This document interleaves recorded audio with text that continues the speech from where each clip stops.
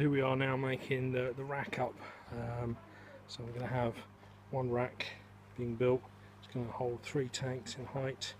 So just cutting the cross members there and the stands. So the cross members here are 1.5 meters. Stand uprights are going to be 157 centimeters, and the cross braces are going to be 32 centimeters. That takes into consideration that they're going to be buttoned up against the front and back battens as well, so the tank will sit on those. And I'll put cross beams in there. So just cutting all that now with my new mitre saw, and we'll catch up later.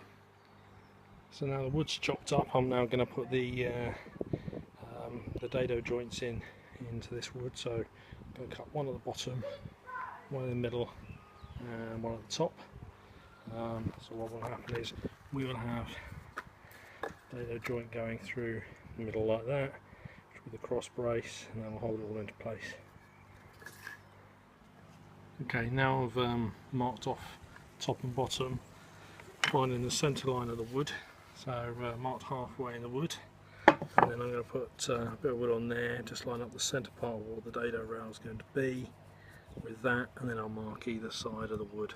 Okay, so I'll mark the centre part of the wood now. Just marked out these bits here, which are obviously going to be all cut out. So this will be the depth of the dado rail going through there, to hold the centre pieces, and then the same that in. So these are the bits that are going to be cut off and trimmed off. So I'll show you that in a bit. Right, so now I'm just setting the circular saw blade depth to the depth of my wood. So that's now done, and then I'll do several passes over those marks to get a nice clean cut. So I've made several passes now with the circular saw to get the depth of the dado rail that's going to go in there, and I'm going to chip all these out with a chisel and then clean up all the joints. So here we are, just sorting out all the little bits. So these have been circular sawed. I'm just using the chisel just to pry them open, break them all off, take all these out.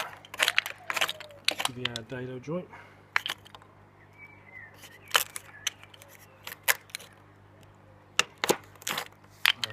Right, so I'll just use a chisel just to pry all those bits of wood out. So I'm going to clean up all these, probably with a chisel and then with a wood rasp, and then it'll be nice and flat, and we'll just then test to make sure that dado joint fits in there nice and tight. But it's looking good so far. Right, that's all the dado joints now cut. So as you can see, it's very sunny out here today. So that's all the dado joints cut now, top, middle and bottom. So there should be plenty of room in these for get tanks in there now. So now I'm going to start assembling these with the sides, screwing those all down, and then we'll start having a proper rack. So I'll show that in a minute. So your dado joint should fit in just like that, nice and snug, no movement. So obviously my dado rail is going to be bigger than this, but just showing you that fits in there nicely.